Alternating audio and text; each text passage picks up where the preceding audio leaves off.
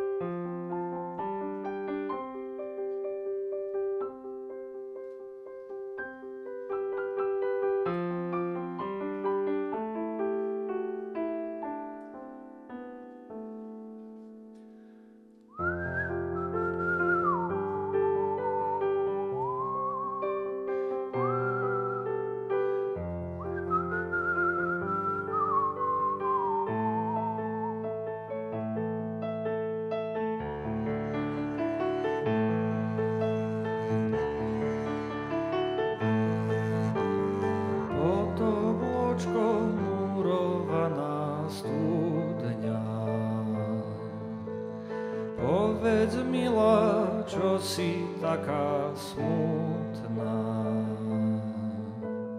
či ti škodí z tej stúdenej vody a či šuhaj, čo ku tebe chodí. Či ti škodí z tej stúdenej vody a či šuhaj, čo ku tebe chodí.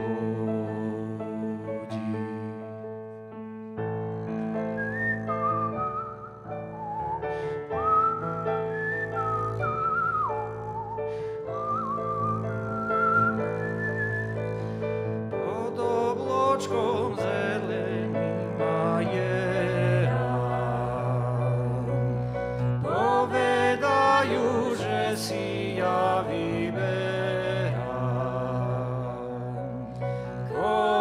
dali ešte raz vyberať. Znala by ja, komu mám ručku dať. Koby dali ešte raz vyberať. Znala by ja, komu mám ručku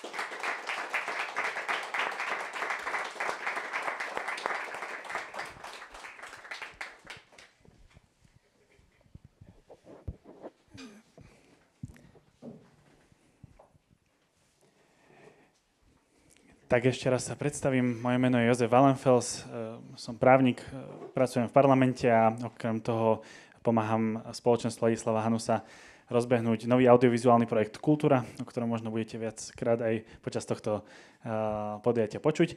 Ale teraz už k našim hosťom. Teším sa, že pozvanie prijali Šimon Sadovský. Šimon pôsobí ako vysokoškolský pedagóg na Matfize, okrem toho je aj programátor. Je členom spoločenstva Ladislava Hanusa, kde vedie aj niektoré zo seminárov. Najradšej má ten o Chestertonovi. A okrem toho voľný čas rád trávi pri hokeji, vo Vinohrade, konzervovaním zrúcaniny Katarínka. Je ženatý a spolu s manželkou založili značku oblečenia s nadčasovým posolstvom Memento, možno poznáte. Prispieva článkami do Postoja, do Štandardu, do časopisu Verbum. Ten si budete môcť zakúpiť aj v obchodíku SLH-ckom. No a napriek tomu, že teda žije v Bratislave, tak je hrdý na svoj rurálny pôvod. Šimon Sadovský. Ďakujem, Jožko. Zrovna cez víkend som strihal vinohrad, to len k rurálnemu pôvodu. Našim druhým hosťom je Ondrej Druga. Ondro pochádza z Banskej Bystrice, študoval históriu a pracuje na Banskobystrickej župe. Venuje sa kultúre, školstvu a pracuje ako komunitný organizátor. V roku 2020 inicioval vznik takej iniciatívy Kresťania proti nenávisti, to možno tiež viacerí registrujete. A okrem toho teda koordinuje Bystrickú kresťanskú platformu. Oni nám tiež ešte v priebehu tej diskusie porozpráva. No, tá iniciatíva Kresťania proti nenávisti, ona mala nedávno taký otvorený list, aj ten bude predmetom našej diskusie, takže vrátime sa k nemu neskôr. No a už ste spoznali aj Ondrovú hudobnú stránku, lebo Ondro teda má kapelu, kde zavolal aj svojich kamarátov a volajú sa Ondro a kamaráti a teda venujú sa takému experimentálnemu spracovaniu ľudovej tvorby. A ešte prezradím, že minulý rok získali Radiohlavu, Radiohead Award, tak to je vlastne veľké ocenenie, ktoré sa vám podarilo získať za váš album, ktorý ste minulý rok vydali. Gratulujem. Ďakujem pekne za pozvanie. No a dnes začneme úplne ideálne tento festival, tieto Hanusové dni. Ja dúfam, že toto bude tá najostrejšia diskusia, akú tu budeme mať.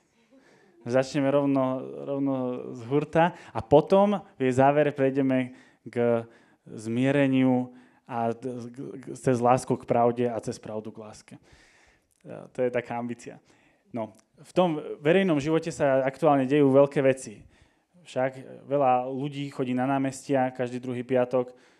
Domnievajú sa, že teraz je ten správny čas, aby sa postavili za našu príslušnosť k Európe a Západu a varujú pred nebezpečenstvom z východu. No, iní, napríklad americký viceprezident Vance, si myslia, že Západ je sám sebe najväčšou hrozbou a že tých nepriateľov máme identifikovaných pomerne dobre, ale že nevieme, kto sme my vlastne. Ako sa k tejto dileme majú postaviť kresťania a zvlášť angažovaní mladí kresťania vo verejnom živote? Tak toto bude predmetom našej diskusie. A ja sa teším, že vlastne týchto dvoch pánov poznám dosť dobre. Oni sú, kamarátim sa s nimi už nejakú tú dobu. Máme čo to spolu prediskutované. Takže, čo to vypité? Ale vo všetkej miernosti vždycky. A vlastne som rád, že sú tu zrovna títo dvaja páni, lebo oni obaja majú veľký zápal za tú svoju vec, ale zároveň to nie sú tí najväčší jastraby tých svojich táborov, že by napríklad odmietli pozvanie na takúto diskusiu. Však neodmietli, sú tu, takže to ich predurčuje na to, aby boli tí správni hostia a aby sme naozaj, aby tá diskusia nás obohatila dneska, aby nás posunula. Tak začneme ale zľahka. Ako sa vám páči Ružomberok? Šelka je fenomenálna tuto hneď a keďže sme na pôde KU, tak mne Ružomberok vždy pripomína taký bizarný hudobný projekt, že Progresívny koniec. Ak to nepoznáte, tak si to vypočujte. Je to fakt neskutočná absurdita, vďaka ktorej viem, že tá šelka je z nejakého dôvodu významná a je blízko Katolíckej univerzity. Ondrej? Ja som vám do okresu Ružomberok dosť lozil počas korony, lebo severná strana Krížnej je už váš okres a ja som vtedy využíval posledné snehy na severnej strane Krížnej, takže to je moja najobľúbenejšia destinácia a teda tá časť Rebene Veľkej Fatry. A ináč som zatiaľ do Skorypa prechádzal, ale teda v staničnej reštaurácii som sa párkrát najedol, keď som čakal na prestup, keď vlak nečakane meškal. No, Ondro, ako som spomínal, tak vy ste vlastne v tej iniciatíve Kresťania proti nenávisti dali nedávno von taký otvorený list, v ktorom ste vyjadrili znepokojenie nad nenávisnou retorikou najmä vládnych predstaviteľov. Urobili ste tak v januári, keď bola taká najväčšia vlna aj tých protestov proti zahranično-politickej orientácii tejto vlády. Píšete tam, vyjadrujeme plnú podporu pokojným občianskym protestom proti vládnym predstaviteľom, ktorí zanevreli na svoje poslanie. Vyzývame všetkých ľudí dobrej vôle, ktorým záleží na našej vlasti, Slovenskej republike aby sme prekonali názorové rozdiely a prispeli k vzájomnej jednote a spoločnému dobru. Podpísali to viaceré známe osobnosti, celkovo viac ako 2000 ľudí. Približíš nám, že čo vás viedlo k vzniku tohto otvoreného listu?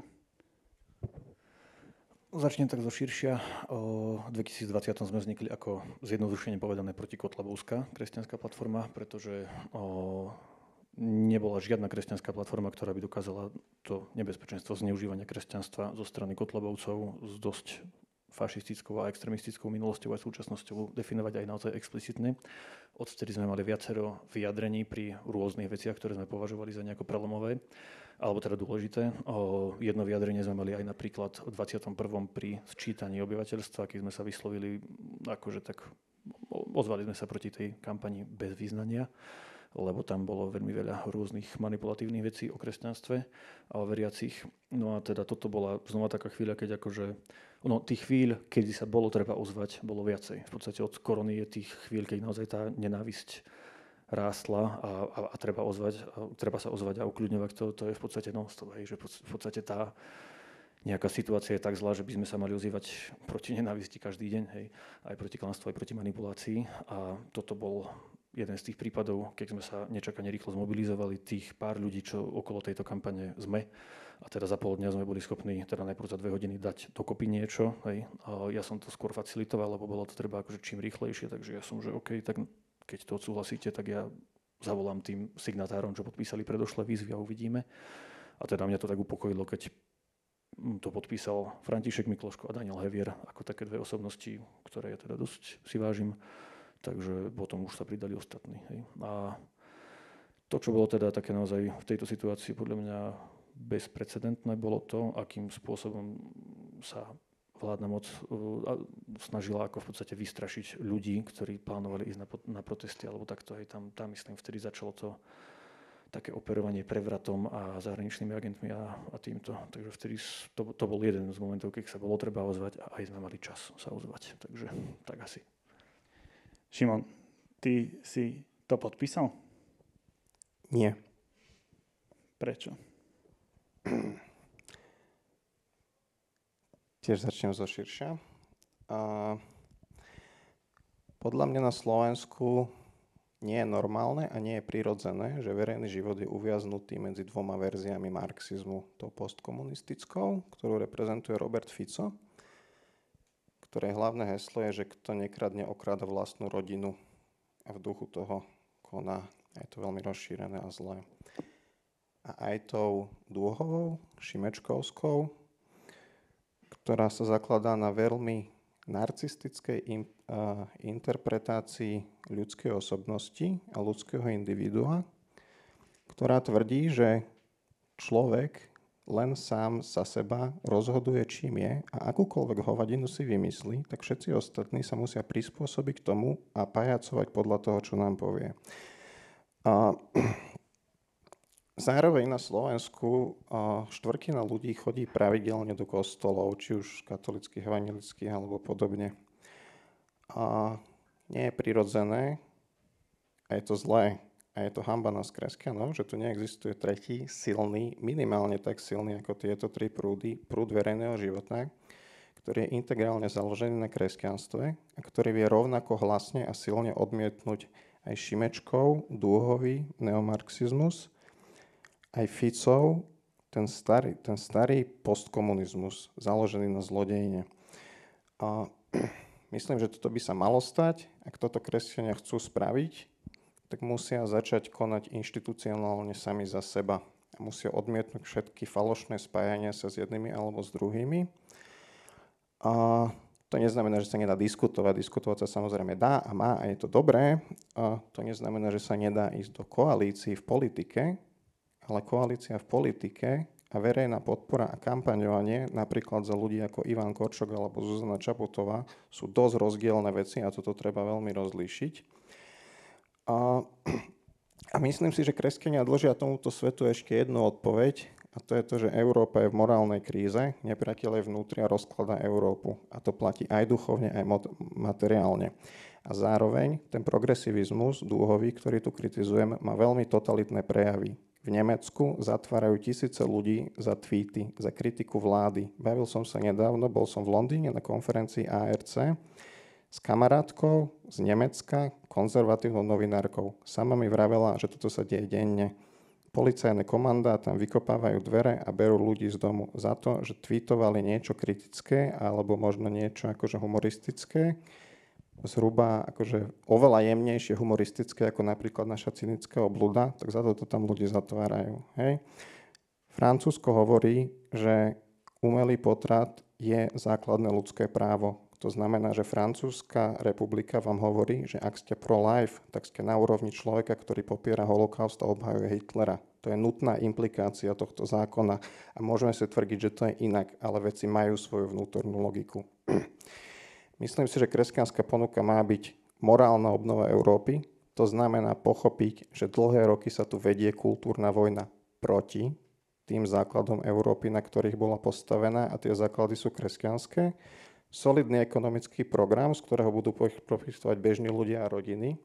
Naproti tomu socializmu, ktorý vládne po celej Európe. Vysoké dane, kopa nezmyselných regulácií a kopa nezmyselných dotácií, ktoré neplnia svoj účel, a návrat náboženstva do verejného priestoru. A teraz prečo by som nepodpísal tú výzvu? Tú výzvu by som nepodpísal preto, že tá výzva, celý jej jazyk rámcuje veci tak, že tí ľudia dobrej vôle, to sú tí progresívni liberáli. Výzvu podpísal napríklad Samuel Jezný, ktorý si hovorí, že je verejný teológ, bol tam medzi označenými signatármi, s ktorými komunikovali. Samuel Jezný je progresívny aktivista, neviem či stále, ale v minulosti bol členom Progresívneho Slovenska a o Anne Záborskej napríklad napísal, že chce kastrovať ľudí a obhajoval ľudí, ktorí zvandalizovali kríž na festivale Pohoda a vyháňali stadiaľ Jozefa Halka. Nemyslím si, že toto je človek dobrej vôle.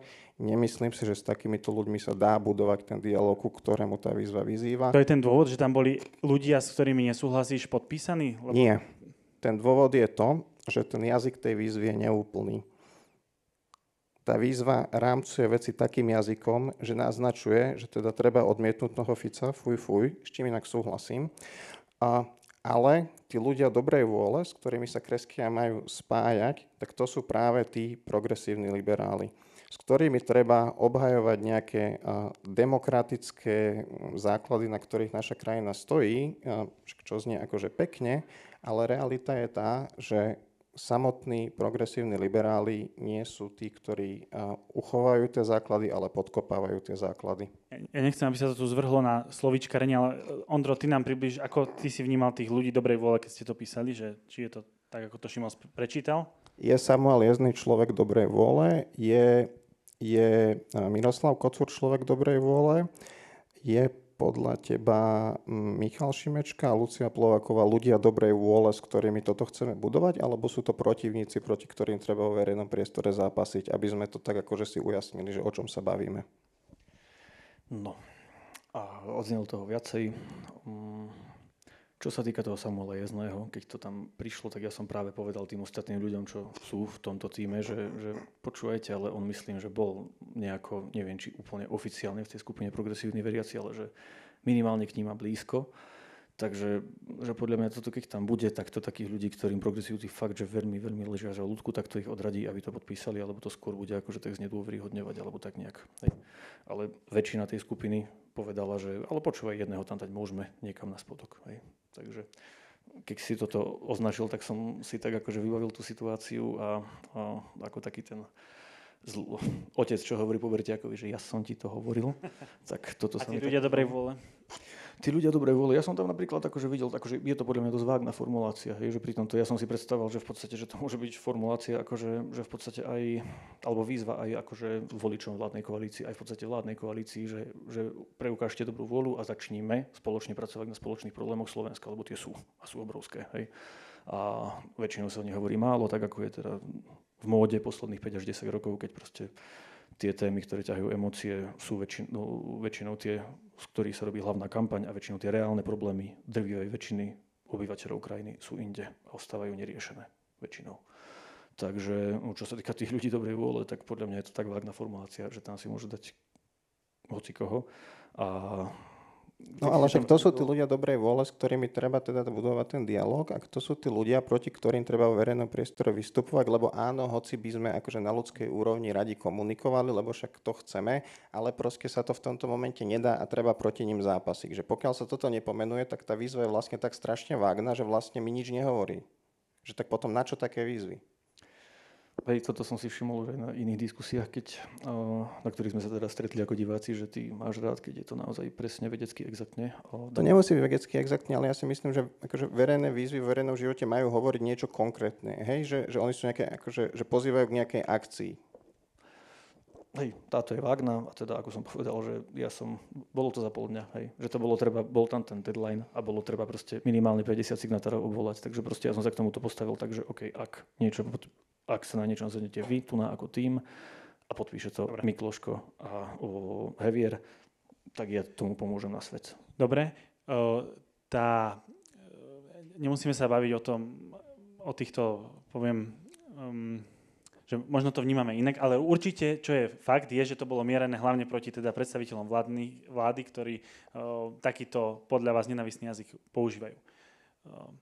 No, asi Šimon súhlasí, ale váčilo by sa mu asi, keby to bolo doplnené, hej, o povedzme iný typ nenávisti, ktorý sa potom prejavuje v iných veciach, ktorí robia iní. No nie, myslím si, že viaceré veci, ktoré tam kritizuje, keď sa netýkajú len tejto vlády, ale týkajú sa celého progresívne liberálneho prostredia, ktoré systémovo šíri nenávisť voči kresťanom. Robili to voči Anke Záborskej, keď mala šancu niečo dosiahnuť. Robia to napríklad proti festivalu Bratislavské Hanusové dni. Robia to, keď sú prítomní vo FPU a škrtajú granty kresťanským projektom len preto, že sú kresťanské. Prečítajte si najbližší verbum, budem tam vyrobiť článok, ktorý to veľmi dobre analyzuje. A toto sa mi zdá, že nejak akože nikomu sa to akože nechce pomenovať. Hej? Ale že to tak predsa je. A zároveň, keď ľudí akože trápi, že prečo toľko ľudí, ktorých v nedeľu aj ja stretávam v kostole, povedzme na tej dedine, z ktorej pochádzam, nakoniec bude voliť predsa toho Fica? No práve preto. Práve preto, že nie je toho, kto by sa ich zastal a povedal, že ale veď predsa, čo robia tí ľudia zo Smečka, NK a podobne, veď to je proti tým ľuďom, ktorí do toho kostola chodia. K tomu sa dostávame, lebo Šimon, ty si zase napísal text pre Postoj ešte po prezidentských voľbách, v ktorom si analyzoval politickú a spoločenskú situáciu slovami. Dobrá správa je, že prehral Korčok. Zlá správa je, že vyhral Pellegrini. Áno, a to si myslím doteraz. A ďalej načrtávaš víziu pre slovenský konzervativizmus ako silný samostatný prúd naštepený na kresťanskú tradíciu a hodnoty. Takže skúsiš nám to ešte približiť, alebo máš pocit, že už si to vyjadril dostatočne? Asi je to, čo som hovoril na úvod, hej, že k tomu sa podľa mňa dá dodať len to,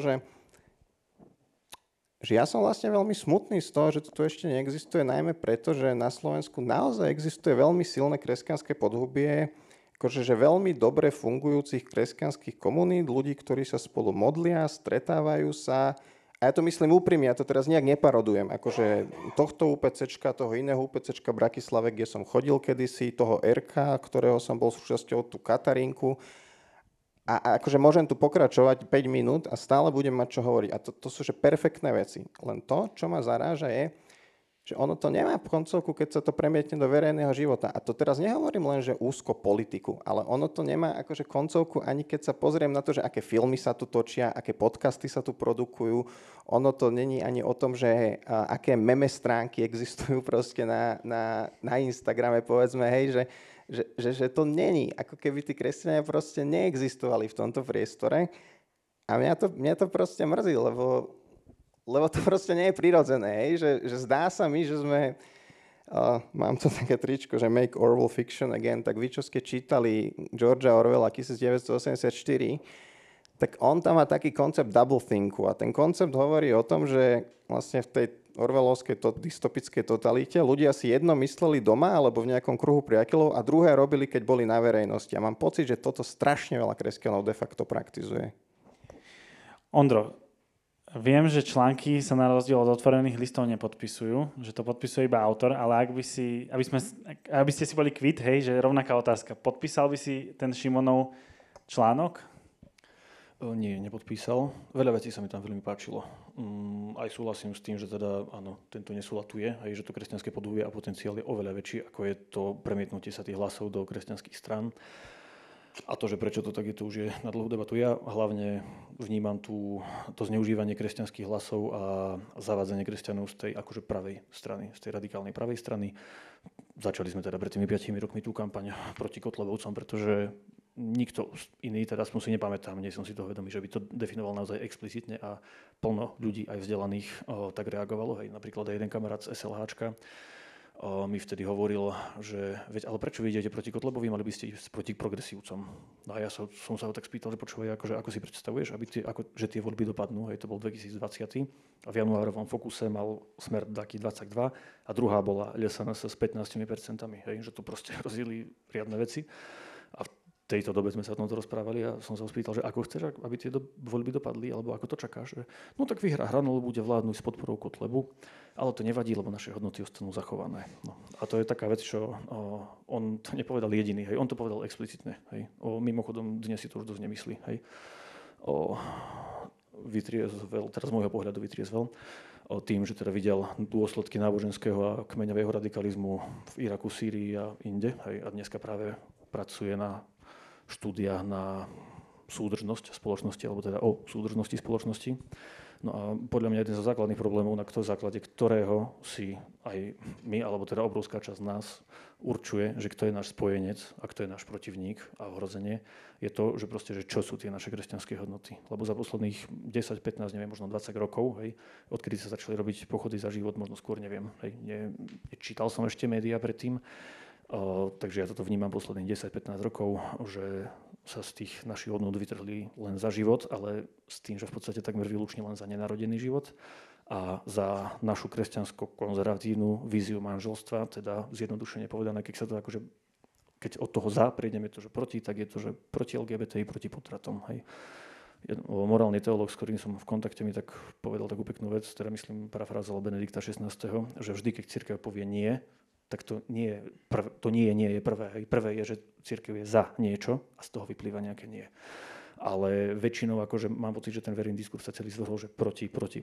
Hej.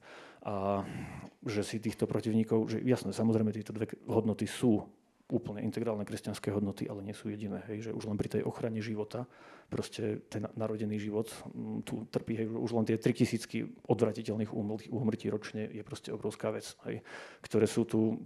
Teda pokiaľ ja ako historik si uvedomujem, tak hlavne vďaka akože nefungujúcemu a skorumpovanému zdravotníctvu a tak ďalej, hej, že mohli by sme to premietať. Ja ako právnik poviem, že máme hierarchiu ľudských práv, kde na vrchole stojí právo na život a právo narodiť sa je jeho základným predpokladom, respektíve už ho nejakým spôsobom obsahuje. A porovnávať, vieš, že choroby, úmrtia, ktorým možno sa dalo predísť aj životosprávou a tak ďalej, rozhodnutiami slobodnými tých ľudí a nedobrovoľné podstúpenie vlastne vraždy v bruchu mamičky, že ty tam necítiš to napätie, akoby, že vnímaš to, že prečo akoby... Jasné, vnímam to, že je to proste ľudský život v najbezbrannejšej forme. A vnímam to, že je to proste určite maximálne legitímna vec a hej, ako legitímnu vec som sa to snažil vysvetliť aj mojim známym a blízkym progresívcom, alebo teda liberálom. No nie všetci akože progresívci vzdialení, ale takí, že trošku za tou barikádou. Hej. Bolo to náročné, ale mnohí to pochopili. Hej. Lebo dovtedy to vnímali, že to je len boj proti ženám. Hej. A teda toto na jednej strane chápem, že je to ľudský život bezbrannejšej forme a zdieľam toto. A na druhej strane aj súčasný pápež František v exhortácii Gaudete et Exultate má body venované tomu, že proste bod, myslím, 100, číslo 100 je o tom, že ako má vyzerať boj za nenarodených, ale hneď za tým je, že boj za trpiacich narodených má byť úplne rovnako braný s rovnakým nasadením. Ja ale neviem, čo je námietko voči teda tomu môjmu článku, lebo ja v ňom aj dlhodobo práve že hovorím o tom, že my potrebujeme vybudovať nejaké celé robustné prostredie, ktoré bude zasahovať akože celú šírku sociálneho učenia katolíckej cirkvi. Čiže že naozaj neviem, že čo z tohto je vlastne námietka jednak voči tomu, čo ja píšem, to je prvá vec.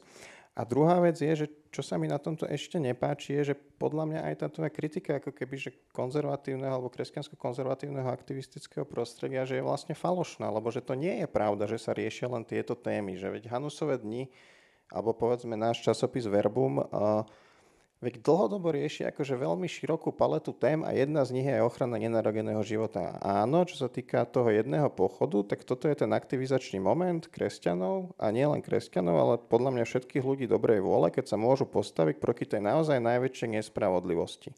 A že nemám, akože, že ja rozumiem, že sú ľudia, ktorí to vždy, akože keď prinesieš tému ochranu nenarodeného života, tak to zredukujú na to, že ale riešiš len toto, ale že nemyslím si, že my kresťania sami sebe by sme museli o sebe šíriť túto podľa mňa akože lož. No, hovoril si, že Hanusové dni riešia veľkú šírku. Ja sa teda v rámci tej Bystrickej kresťanskej platformy, ku ktorej sa teda neskôr dostaneme, tam sa venujeme občianskej a väčšinou sociálnej angažovanosti kresťanov v prospech práve tých ľudí z okraja, o ktorých pápež František dosť často hovorí, aj teda o ktorých hovorí v tej exhortácii, kde to dáva na rovnakú úroveň ako boj za nenarodených. A ja si teda nepamätám, akože dobre, nesledujem tieto Hanusové dni úplne akože detailne každý program, ale celkovo akože to, čo vnímam, že sám ako veriaci, aj aktívny veriaci, proste nepamätám si, že proste ja som sa od tejto sociálnej angažovanosti dozvedel, až keď som začal proste pracovať a spolupracovať s organizáciami vo svete, ktoré sa sociálnej angažovanosti kresťanov a veriacich venujú. Hej. Že proste predtým som to nikde nevidel, nepočul a na Hanusových dňoch si nepamätám, akože opravte ma, keď boli, ale proste, že o tej sociálnej angažovanosti, popri tom máme tých ľudí, robia úžasné veci a v mnohom sú nenahraditeľné. Hej. Napríklad proste o kresťanské misie v rómskych komunitách, to aj bola štúdia Slovenskej akadémie vied o tom, že proste tá inklúzia, sociálna inklúzia náboženskou cestou je jedna z najúspešnejších práve v tejto skupine. Hej. Že to takže sa robí. Robí sa, áno, ale proste to, koľko sa o nej... Diecézne charity, Slovenská katolícka charita, celá sociálna náuka z cirkvi, že Áno, je to otázka, ale že si o nej nevedel, ako keby skôr, že si o nej nepočul v tých kresťanských kruhoch? Nevedel, ani doteraz nepočúvam. Že proste, keď som v kostole, tak väčšinou tam tá prosba je, že Pane, daj chlieb tým, ktorí toho nemajú. Alebo tak nejak. A to, že proste v tom kostole je proste 50 párov rúk, 50 párov očí, ktorí si to môžu všimnúť a srdc, ktoré môžu pomôcť, tak to je tam málo kedy. Hej. Že proste to informovanie a hlavne výzva ku angažovanosti, v tomto je menšia. A tiež, akože to som sa rozprával s pani Janou Holubčíkovou z Postoja, tak že ona píše tie sociálne témy, ale väčšinou ich až tak veľa neprechádza, alebo na ne sa až toľko nekliká, lebo sú proste menej výbušné. Okay. Poďme naspäť k tej akoby dileme, čiže Ondrej hovorí, že vlastne si načrtol, že poďme sa baviť, čo sú to tie kresťanské hodnoty, lebo potom z toho vychádza aj tá angažovanosť a tie definované hrozby, keď to tak poviem. Lebo vy sa práve v tom líšite, že ako vy identifikujete, akú silu priznávate tým jednotlivým hrozbám. Hej? Že, Ondro, pre teba to je akoby jednoznačne v prospech jednej tej strany, hej? Že tú hrozbu vidíš výraznejšie na jednej strane a u Šimona je to, ak to správne chápem, rovnocenné. Je to tak? Sú to rovnocenné hrozby? Povedzme... Ja sa bavíme, že postkomunizmus a progresívny liberalizmus. V rámci Slovenska áno, v rámci Európy a širšieho kontextu tá postkomunistická hrozba de facto neexistuje. To je naša taká slovenská špecialitka, s ktorou sa tu musíme akože ešte byť navyše. A keď je to takto, tak potom, aby sme si dokázali akoby definovať čo sú to tie kresťanské hodnoty, tak Ondro hovorí, že málo sa zdôrazňuje to ostatné okrem pro-life a za rodinu. Ja si to nemyslím. Problém je ten, že ľudia sú ako keby že dnes alergickí, alebo že sa v nich spustí taký alergický reflex. Je to podľa mňa práve preto, ako agresívne voči ktorejkoľvek pro-life iniciatíve vystupuje práve progresívne mediálne prostredie, ktoré je veľmi silné a ktorého aj veľa kresťanov číta a obhajuje si to tak, že predsa veď sa v zopár troch témach síce líšia, ale v zásade píšu zaujímavé veci, pričom oni sa milia aj v iných veciach, aj dosť vážne. Hej? No a že čo k tomu by som chcel povedať je, že však super, čo Ondro robí, že ja som úplne akože za, že presne a že presne ľudia, ktorí sa venujú takto akože sociálne ľuďom na okraji a majú preto srdce, že podľa mňa to je super, že ja taký nie som. Mňa naozaj zaujímajú akože témy napríklad, že vzdelávanie a školstva, preto som učil na výške, raz by som sa tam chcel vrátiť. teraz žiaľ to je vo slovenskom vysokom školstve také, aké je. A chcem sa venovať najmä tejto téme a keď ma zavolajú verejne diskutovať, tak môžem porozprávať nejaké všeobecnejšie veci. Hej? Ale chcem byť súčasťou toho prostredia, ktoré je jasne kresťanské a jasne vie povedať, že nechceme ani Fica, ani Šimečku. A bol by som rád, keby aj takí Ondrovia sú súčasťou tohto prostredia a vnútri toho prostredia vysielame Slovensku ten signál, že aha, že veď my sme tu, máme tu pomerne širokú ponuku, akože že vo veľa oblastiach a na to, aby sme ho zrealizovali, akože my nepotrebujeme v kuse akože sa snažiť votriek do priazne či už jedným alebo druhým a fungovať takto, že podľa mňa, že toto si o tom myslím. Dobre. Keď dojde na praktickú politiku, tak sa musia robiť kompromisy. A predpokladám, Ondro, že ty by si povedal, že ľudia dobrej vôle, spojme sa a prípadne zabudnime, alebo dajme nabok čas svojej identity v záujme ochrany, povedzme, našej geopolitickej orientácie. Je to tak? Dobre to čítam? Čo povieš na to, že do akej miery si ochotný akoby potlačiť tú svoju identitu? Lebo aj to je Šimonov tézou, že vlastne my to robíme furt a neustále pri každých voľbách. Hej, necháme sa postaviť do tej dilemy, tak chcem tú diskusiu posunúť ďalej, že či to tiež tak vnímaš, ale možno áno, a že možno to z tvojho pohľadu je to zlé?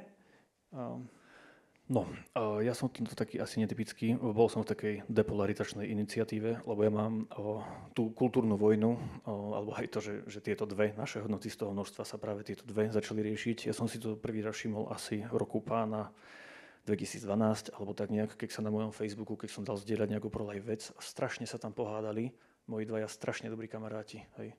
Proste jeden kresťan konzervatívec, druhá bola ateistka, teda progresívno-liberálneho význania, alebo teda pohľadu na svet. A ja ich poznám, že sú strašne dobrí ľudia. Ľudsky, strašne dobrí. Viem, že proste už len keby sa stretli naživo a nie v tej anonymite sociálnych sietí, tak by to vyzeralo úplne inak. Hej. A viem aj, že proste 95% problémov krajiny vidia rovnako. A v prospech toho, aby ich vedeli, povedzme, presadiť tých 95%, čo vidia rovnako, mali by potlačiť na čas alebo trvalo tú časť svojej identity, ktorá im bráni spolupracovať? Rozprával som sa. Kompromisy, vieš. Že... Kompromisy sú určite nevyhnutné, ale akože nesúhlasím s tým výrazom, že potlačiť. Hej? Že to by malo byť proste, že dohodnúť sa o tom, že zatiaľ sme sa o tom nedohodli. Odložiť nabok. Ostane to zatiaľ v šuflíku. Ako to zostalo pri ministrovi Legvárskom napríklad, tak to ostane na boku?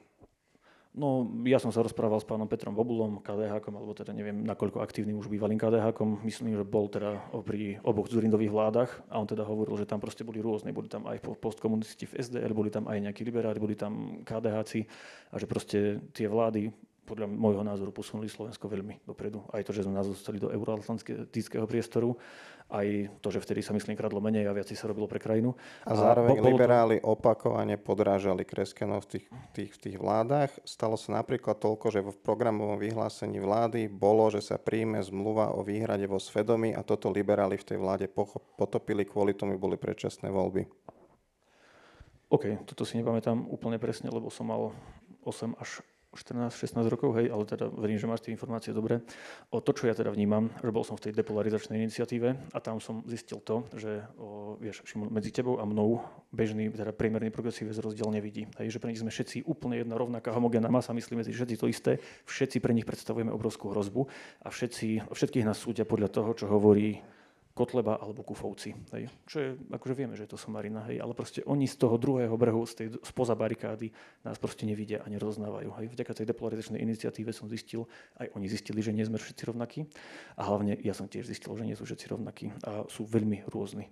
Niektorí sú naozaj takí proste radikálni, že ti povedia takto do očí, že áno, no, mal by si byť zbavený pomaly občianskych práv a je tam plno takých, ktorí si ťa vypočujú a keď ten náš pro-life postoj nepochopia hneď, tak sa pýtajú, aby ho pochopili lepšie. A ktorý z tohto typu podľa teba vyhráva na tom západe, ku ktorému pán Šimečka hovorí, že by sme sa mali pripútať? Veľká Británia, Francúzsko, Nemecko. Ktorý ten typ tam vyhráva podľa teba tých progresívcov? Tak podľa toho, čo som počul, akože nemám situáciu v týchto krajinách, nemám naštudovanú nejako bližšie. To, čo viem, je, že tá radikalizácia je aj na tej progresívnej strane obrovská, ale zase netvárme sa, že na našej nie je. Nie je. A v týchto krajinách nie je. To je prvá vec. Ale že druhá vec je, že vo Veľkej Británii zatvárajú ľudí za tichú modlitbu alebo za to, že stoja s transparentom, že v Slobode, ak chcete, poďte sa rozprávať pred potratovými klinikami, čo sú iniciatívy, ktoré zachraňujú konkrétne ľudské životy. Za toto zatvárajú ľudí vo Veľkej Británii. V Škótsku, čo je súčasť Veľkej Británie, je prijatý zákon, že ťa môžu zatvoriť dokonca za to, že sa modlíš doma, pokiaľ ten dom je v tzv. Buffer zone, nejakej nárazníkovej zóne potratovej kliniky a vyzývajú tvojich susedov, aby ťa nahlasovali. To sú eštebácké spôsoby. V Nemecku zatvárajú ľudí na tweety a Francúzsko postavilo proliferov na úroveň popieračov holokaustu. Takže to je podľa mňa odpoveď na tú otázku. A podľa mňa to, čo je jedna chyba často nás kresťanov, aj veľmi dobromyselných, a ja to myslím, že úprimne, že dobromyselných je, že prepadáme takzvanému wishful thinkingu, že rozmýšľame o tých ľuďoch, alebo tej ideológii, čo sú naši protivníci, na základe nejakých želaní, nie na základe toho, čo sa naozaj deje. Takže, Šimon, u teba kompromisy, len v rýchlosti, že áno, nie, do akej miery, kde sú červené čiary? Myslím si, že na inštitucionálnej úrovni, to znamená na úrovni občianskeho aktivizmu, vzdelávacích inštitúcií a podobne, kompromisy netreba robiť žiadne, je to nezmyselné, oslabujeme sa tým, kompromisy sa majú robiť a dajú robiť na úrovni politiky. To znamená, že keď po voľbách sú rozdané hlasy a sú tam strany, tak podľa mňa kresťanská strana, prípadne strany by si mali spočítať a zvážiť, s kým sa dá alebo nedá vládnuť, aké sú možnosti nastavenia tých červených čiar, aká je realita, že sa to dodrží a zvážiť konkrétnu potrebu krajiny, aj tú vnútornú, aj tú geopolitickú a na základe toho sa rozhodovať vždy na novo a vždy zvážiť všetky možnosti. Aby som to trošku vyhrotil, zvážiť aj Šimečku a zvážiť aj Fica, ale veľmi jasne si akože nastaviť a povedať, že čo vyžadujú od toho, aby sme do toho šli, a vynúcovať to. A keď to nebude platiť, keď tam budú podrazy, tak tú koalíciu povaliť kľudne aj po 2 mesiacoch. Lebo inak si kresťania vo verejnom priestore nezískajú rešpekt a donekonečna budú príveskom jedných alebo druhých, ako sa to žiaľ momentálne deje KDH-kom a ako sa to žiaľ udialo Kufovcom. Ondrej, tu je reakcia krátka a ideme na druhý blok, kde budeme sa rozprávať o tej angažovanosti a o tých konkrétnych praktických krokoch. Čo sa týka tej totality na západe, čo si spomínal, samozrejme v žiadnom prípade to neschvaľujem, je to obrovský prúser a hanba demokracii a tej dlhej demokratickej tradícii, že tam toto prešlo. Hej. Ale na druhej strane proste Fico si podáva ruku s Putinom, ktorý tých životov má na rováši 100 000 za 3 roky. Nielen na Ukrajine, on je najväčším katom vlastného národa, vlastných národov celého Ruska. A o čom tam môžeš hovoriť, hej, môžeš sa tam modliť, že tam ani nemôžeš tam povedať, že je vojna, hej, a toto je ten druhý svet, tá alternatíva, ku ktorej na základe... Ja s tebou úplne súhlasím v tomto, lenže problém je, že my sa postupne stávame tým, za čo kritizujeme Rusko, hej, to je problém.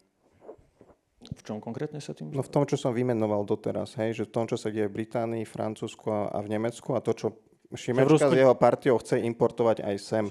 Napríklad navrhovali zákon, kde chceli postaviť mimo zákon také výroky, akože, čo si ja naozaj myslím, že ten pojem rod alebo gender je pseudovedecký nezmysel, ktorý v skutočnosti len škodí najbezbrannejším ľuďom, puberťákom, ktorí sú si neistí sami sebou a je zneužívaný pomerne silnými, na Slovensku našťastie nie, transgender klinikami, ktoré na základe toho ťahajú obrovské peniaze na tzv. Liečbu rodovej dysfórie, ktorá by ani nevznikla, keby sa o tom nehovorilo. Toto keby poviem a prejde ten zákon, ktorý pani Plaváková navrhovala o tom, že sa má doplniť, Jožko, ty to vieš presne, ten článok o nenávisnom prejave, či ak to je, tak toto by som nemohol povedať. Za toto by som mal byť trestne stíhaný. Tak toto tu ja nechcem. A toto je to, že sa stávame tým, za čo kritizujeme Rusko. A právom to Rusko kritizujeme. Ja to nejak nerozporujem, áno. Dávaš rovná sa medzi dve veci, kde sa podľa mňa rovná sa nedá dať. Hej. Akože v tej otázke nejakej filozoficko-morálnej, OK, ale proste v tom praktickom, že proste tam nemôžeš povedať nič bez toho, aby si proste, alebo čo môžeš povedať? No veď aj v Nemecku nemôžeš kritizovať politika bez toho, že by ti nedošli zaklopať policajky na dvere pomerne, že sa v tisícoch deje. Hej, ale že za čo kritizovať? Lebo v Rusku a v tomto svete nemôžeš kritizovať za nič a tu proste z toho množstva kresťanských tém za tento výsek nemôžeš kritizovať. Čo? Akože áno, je to prúser. A je to nie, počkaj, v tom Nemecku to nie je len za tie v úvodzovkách kresťanské témy, to je ľubovoľná kritika, to je proste konkrétny prípad, ktorý sa stal politík strany zelených, to je jedna z progresívnych strán, udal človeka za to, že zverejnil, myslím, že to bolo na Twitteri, ale keď to bolo na Instagrame, tak fact-checkery ma označia, že klamem, ale neklamem. Tak zobral takú Schwarzkopf, poznáte tú značku, nie? To sú také tie šampóny, hej? A on tam vymenil tú tvár za tvár nejakého politika zo strany zelených a namiesto Schwarzkopf tam napísal, že Schwachkopf, čo vy, čo viete po nemecky, znamená niečo ako prázdna hlava, hej. Toto sú veci, ktoré cynická obluda alebo zomri chrli denne. Tak za toto bol človek, akože polícia prišla do domu a zbalila ho. Dobre, posledná otázka. Ondro, ty si povedal, že ty tam nevieš dať rovná sa. Vieš si predstaviť situáciu, že... Lebo ty tiež uznávaš, že tú progresívnu hrozbu, že vie to byť aj ustrelené, hej? Uznávaš to? Akože samozrejme. Dobre, len si treba dať, vieš si predstaviť situáciu, že to proste prepadne do takého momentu, kedy by si vlastne zvážil prijať Šimonové videnie? Akože je dosť možné, že keby som žil v Škótsku, tak sme úplne akože na jednej lodi a na tej istej demonštrácii. Alebo no teda, dobre, ja mám rád, keď sa nebojuje tam, kde sa dá rozprávať. Hej, takže neviem, či by sme išli úplne rovnakým spôsobom, ale teda určite by som sa snažil minimálne nejako proste angažoval by som sa za toto. Hej. Ale proste v tomto našom prípade mne prípada tá hrozba totality, alebo teda tie autokracie, alebo aj teraz máme vládu s dosť autokratickými sklonmi, ktorá silne zneužíva naše témy. Takže toto mne prípada ako najväčšia hrozba pre naše kresťanstvo na Slovensku, že uveríme, že Fico je vlastne dobrý kresťan a že nás chce, lebo proste on sa oháňa našimi hodnotami, ale popri tom šíri, rozsieva nenávisť a cieľene s tým akože kalkuluje. Toto mi prípada ako väčšie nebezpečenstvo v našom kontexte v súčasnosti. Dobre, ďakujem. Teda prejdeme a skúsime ísť rýchlejšie, aby sme to stihli. K tomu druhému bloku ja by som veľmi chcel dať do popredia a vyzdvihnúť, ako sa angažujete obaja, lebo naozaj nemálo robíte a zvlášť teda v tom verejnom živote, že to je aj vidno, hej, tak to je veľmi fajn a že to má teda aj zmysel. Tak ja sa len chcem opýtať, že teda tú základnú otázku, ako sa angažovať za spoločné dobro v takej rozdielnej spoločnosti, hej. A to môžem mať dva leitmotívy. Jeden je, že ako sa angažovať za spoločné dobro v rozdelenej spoločnosti, takže sme tu rozdelená spoločnosť, ale môžeme dať dôraz na to spoločné dobro, lebo v kresťanskom chápaní spoločné dobro je vlastne objektívne definovaný, a viac menej objektívne definovaný pojem, hej, že je to dobro každého a dobro všetkých, v skratke, a sú o tom proste, dajú sa o tom písať knihy, ale v skratke to niečo znamená, nie je to len taký pojem, tak ktoré si vyberiete. Šimon si vyberie podľa mňa spoločné dobro ako pojem a Ondro si vyberie rozdielenú spoločnosť. Skúsiš ešte raz tú otázku? Ja neviem, či som to úplne akože správne pochopil. Nechcem tu odpovedať na nejakú halus. Že ako sa dneska angažovať, že a vravím, môžeš si vybrať, že či dáš dôraz na to, že žijeme v rozdielnej spoločnosti, ak to tak vnímaš, a že ako v takom prostredí. Hej. A čiže vlastne mám dať akože ten recept, ktorý to celé spraví, hej? Dobre, takto v prvom rade, keď chcete budovať jednotu, dá sa budovať iba na pravde, nedá sa budovať na lži. Najväčšou lžou dnešného západu je to, čo voláme progresívny liberalizmus. A ľudia bežní, ktorých stretávam veľmi často, si to stále viac uvedomujú. A pokiaľ my ako kresťania neponúkneme odpoveď na toto a neponúkneme alternatívu, tak tú alternatívu mnohí ľudia budú vidieť práve v Kotleboch a práve vo Ficoch. A to ma neteší, aby som to teda povedal. Ja súhlasím s Ondrovým hodnotením aj Kotlebu, aj Fica. No a tvoj pohľad na tie že teda netýka sa to len politiky, hej? Týka sa to celkovo kultúry. Áno, týka sa to celkovo kultúry. A teraz, keď sa bavíme o tom, že čo robiť kultúrne, vieš, že milión vecí, že pošlite Jožkovi... Počkaj, ale kultúry, ale nie, nebavíme sa len o umení, že? Áno. Vysvetli to, čo myslíš? Aj dobre, čiže kultúrou myslím vlastne čo, že súbor zdieľaných pohľadov na to, čo je dobré, čo je zlé, čo je prípustné, čo je nepripustné a spôsobov konania, keď sa pohybujeme vo verejnom priestore. To znamená, že za hranicami toho, čo je súkromné. Toto je taká veľmi... V ľudskom jazyku. aby sme to... Ja neviem ti to povedať inak. Už je 9:30, Šimon, prosím ťa, povedz to normálne. Tak neviem, súčasťou kultúry je napríklad to, že mám kamoša Matúša, že budujeme priateľstvo tak, že ideme na pivo. No tak to je nejaký kultúrny zvyk. Hej, kultúra je aj to, že sme tu na Hanusových dňoch a riešime teda nejaké témy aj polemicky. Verím, že teda akože Ondrovi to úplne verím, že pretože sa chceme niekam posunúť a posunúť sa k bližšej Práge. To je ďalšia kultúrna iniciatíva. Ale však kultúra je aj hudba, ale nie len hudba na zmysle, že idem sa zabaviť, haha, potancujem, ale že veď aj tá hudba komunikuje, akože, že nejaké veci, nejaké pravdy, nie? Že dobrá hudba je taká, že vás to tak chytí za srdce. Ja teraz počúvam také chorvátsku verziu Petra Stašaka. A akože ono, je to presne taká halúz, ako sa smejete.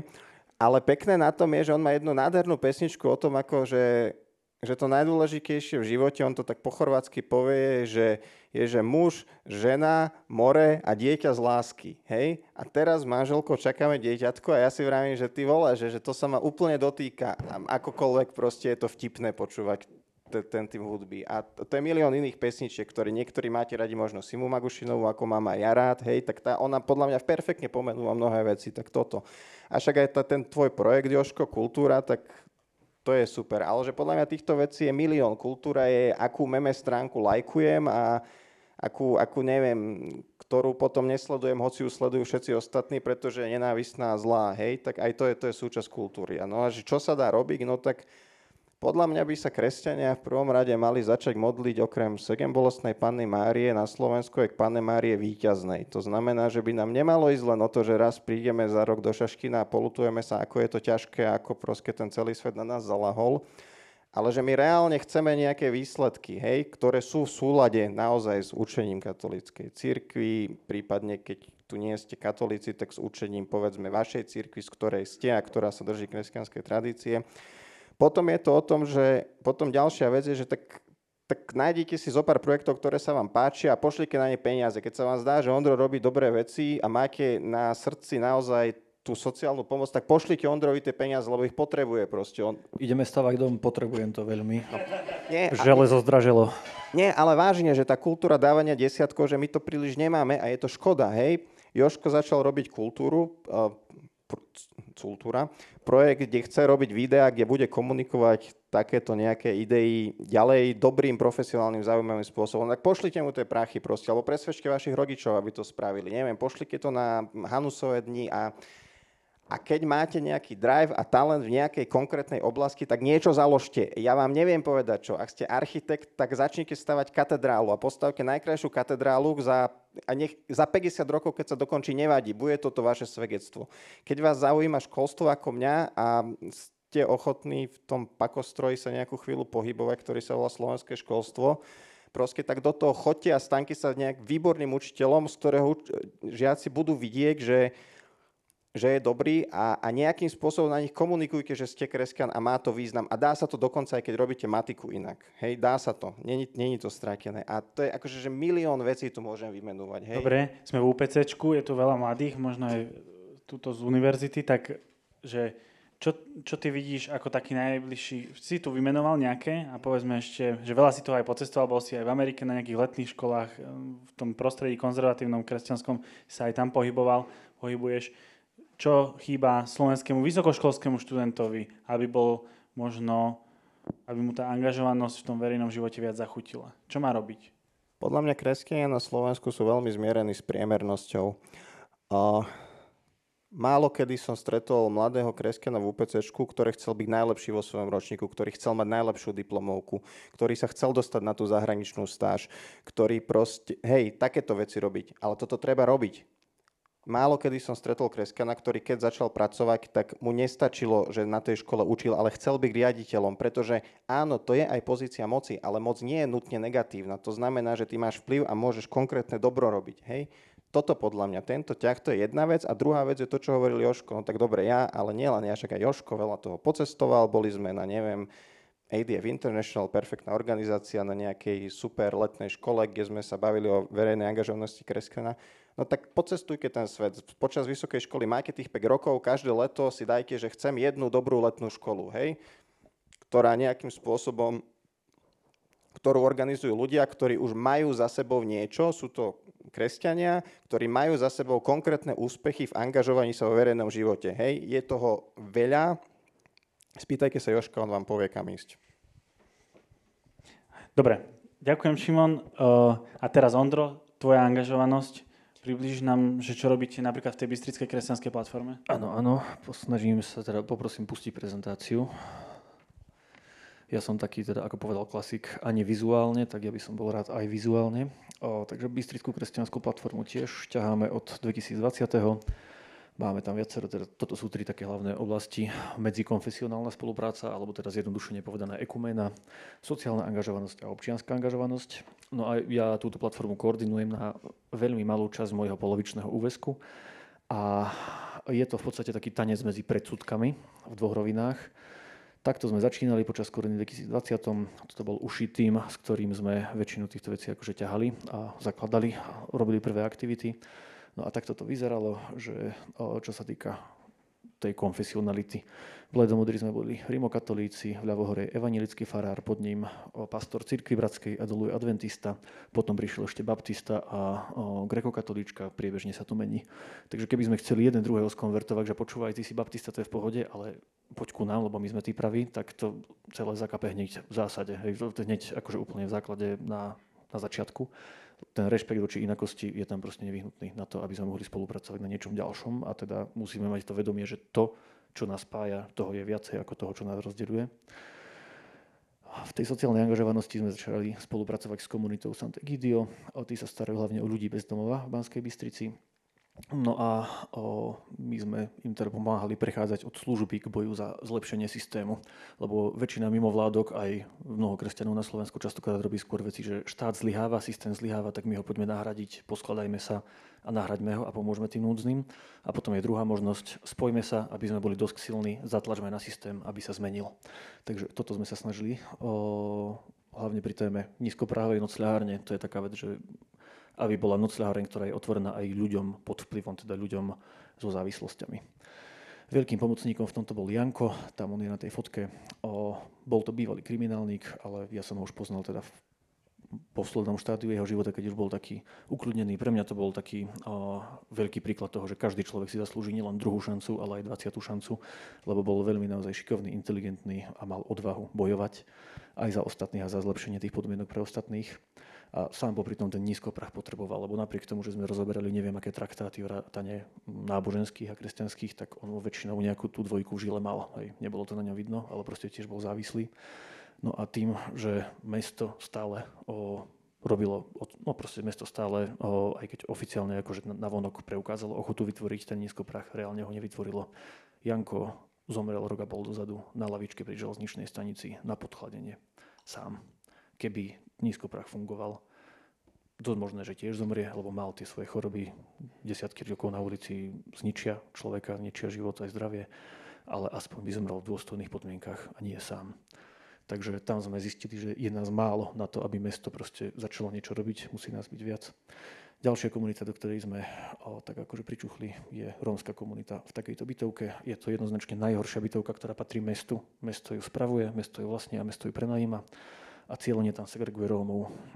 Tým Rómom sa tam stane to isté, čo všetkým iným chudobným ľuďom všade vo svete. Že keď sú proste chudobní ľudia pokope, tak tie sociopatologické javy sa tam skoncentrujú. Aj keď je tam niekto šikovný, hej, že dajme tomu inteligentné dieťa, môže sa nejako posunúť vyššie, tak väčšinou tým, že je tam, kde sa fetuje, pije a sú tam tieto iné patológie, tak väčšinou sa z toho nedostane vyššie.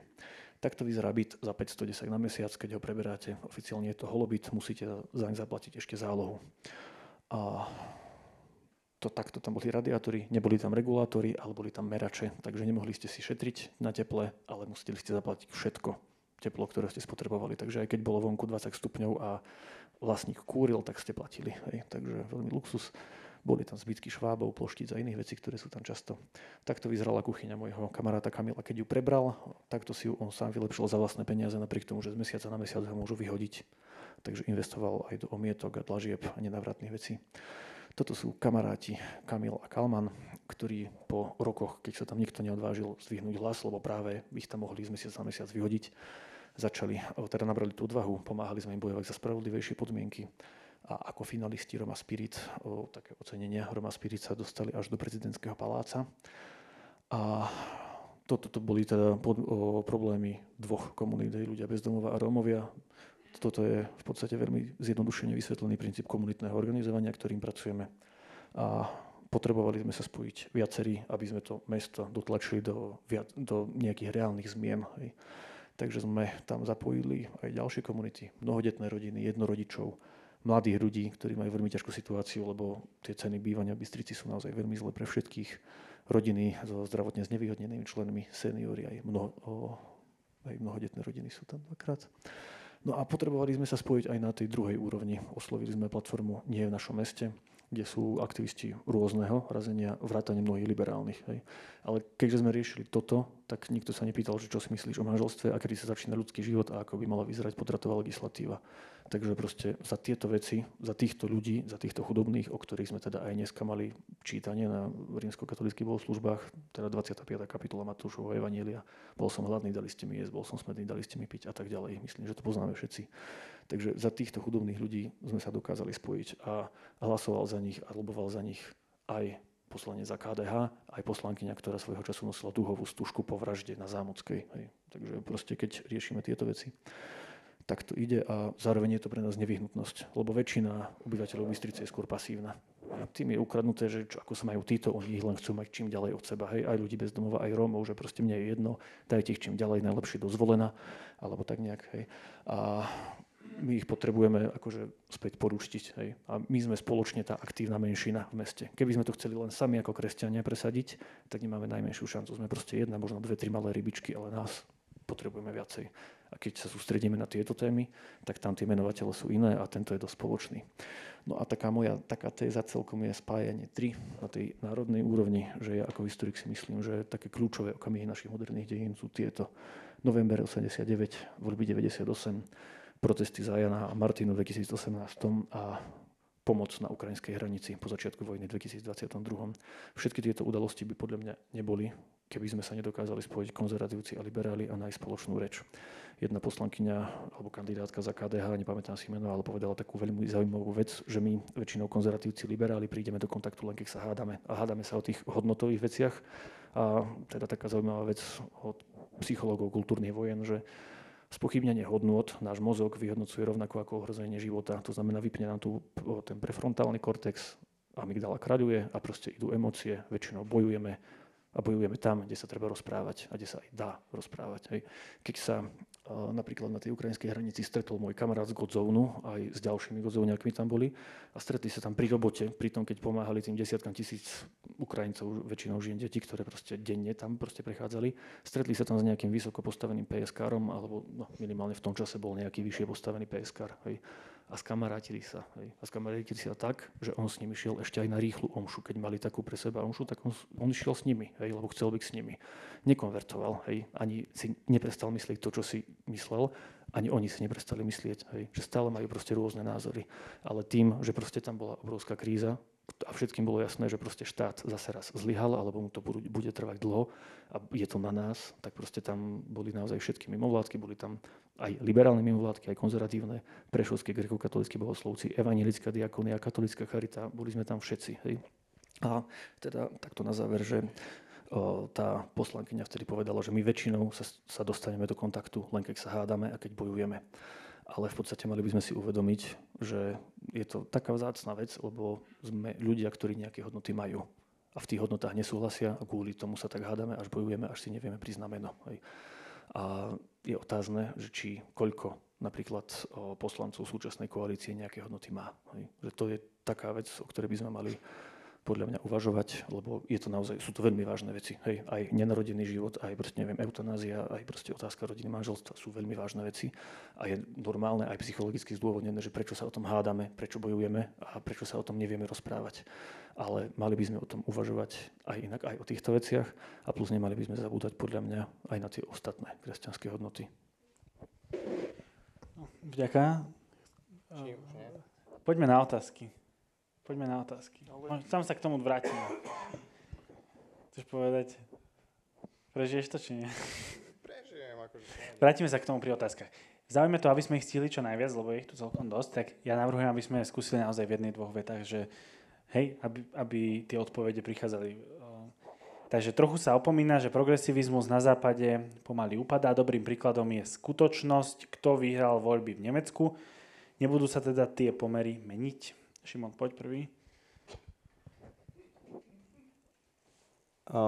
Akože ja nie som úplne že veštec, hej, že podľa mňa to, že progresivizmus upadá a dá sa poraziť, tak o tom svedčí situácia v USA, nie v Nemecku. V Nemecku ten progresivizmus stále vyhráva. Ten mocenský kartel, ktorý tvorí strana zelených, SPD a kresťanskí demokrati, kde sa netreba nechať oklamať tým slovom kresťanský, lebo tá strana s kresťanstvom teda moc spoločného nemá, tak má stále väčšinu, stále tam vládne. A zároveň to AfD tiež není úplne akože niečo, z čoho by som skákal po plafón, hej, čiže a je to aj taká výstraha, hej, že áno, že ten progresivizmus pomaly stráca a hrá sa o to, že čo ho nahradí a že mňa trápi, že čo ho nahradí na Slovensku. No, akože ja si dovolím nesúhlasiť s tým, alebo teda skôr by som otvoril otázku, že ty si povedal, že teda CDU, CSU nie je kresťanské, tak to závisí, že čo sú tie naše hodnoty, že či tie dve, to je ináč Štepán Smolen, čo napísal tú knihu Cesta na západ. Nie, akože že čokoľvek, že téma nekontrolovanej migrácie, to úplne oni pokazili proste. Oni stále sú v pohode s tým, že sú tam zákony, za ktoré sa zatvárajú ľudia za tweety, hej. Akože ekonomická politika, vypínanie jadrových elektrární, čo akože úplne že zdevastovalo ekonomiku. Asi detailov, však Dobre. to bol len príklad vlastne toho, že či sa to nebude meniť. Vieš, tam ide o ten princíp, Šimon, že či ty nemáš pocit, že ten progresivizmus je už na úpadku, že už je za vrcholom. Áno, mám a hrá sa o to, že čo ho nahradí. A že je na nás, čo ho nahradí na Slovensku. A momentálne to má žiaľ rozbehnuté akože takýto postkomunistický štýl a že to ako sa mi to není pochutí. Dobre. Ondro ukazuje, ako hľadať riešenia namiesto rozdielov. Má Šimon predstavu, ako aplikovať niečo podobné vo svojom tunelovom videní? Nerozumiem, čo je tunelové videnie. Ani akože takto, že potreboval by som tú otázku akože až lepšie vysvetliť, lebo že podľa mňa, že Ondro tu akože ukázal, ako sa dá na malej lokálnej úrovni, keď sa bavíme o charite a sociálnej práci, takto spolupracovať, čo je pekné, a potom uviedol 3 príklady o tom, že tu bol november 89, voľby 98 a 2018, ale všetko sú to príklady toho, ako na druhý deň potom, ako sme sa spojili do toho bájneho mýtického spojenectva kresťania a liberáli kresťanov podrazili. Veď po novembri 89, akože rok na to sa liberáli vo VPN spojili s bývalými komunistami a začali o KDH-koch šíriť, že sú čierna totalita. O ľuďoch, ktorí tu akože roky hrdinsky bojovali proti komunizmu a boli jedinou skutočnou masou, ktorá tá komunizmus porazila, na rozdiel od akože jednotlivcov z bájneho občianskeho disentu. Hej, čiže toto treba dodať k tomu 89. K 98. čo treba dodať? Už som to tu spomínal. Akože áno, spravilo sa veľa dobrých vecí, pretože KDH si v tej vláde uvedomovalo svoju identitu a vedelo, kde sú tie červené čiary. Ale zároveň platí, že napriek tomu, že v programovom vyhlásení bola zmluva o výhrade vo svedomí, tak liberáli v tej vláde to potopili. Tá vláda padla, lebo KDH z nej odišlo a bolo to správne, že to tak KDH spravilo. Rok 2018, no tak tam boli kresťania veľmi symbolicky, však Juraja nepustili na pódium, pretože tam chcel povedať jednu nejakú akože, že malú pro-life vetu. A Ondrej Prostredník úplne v pohode si tam svoje dúhové veci z pódia hovoril. Tak akože, že o čom sa tu bavíme? Že naozaj, že toto sú riešenia? Že podľa mňa nie, že podľa mňa to je opäť ten wishful thinking a trošku taká akože, že naivita, hej? A že čo sa týka akože... Ako sa povie ten opak wishful thinking, keď vidíš tých druhých len diablov a ohrozenie? Je niečo také?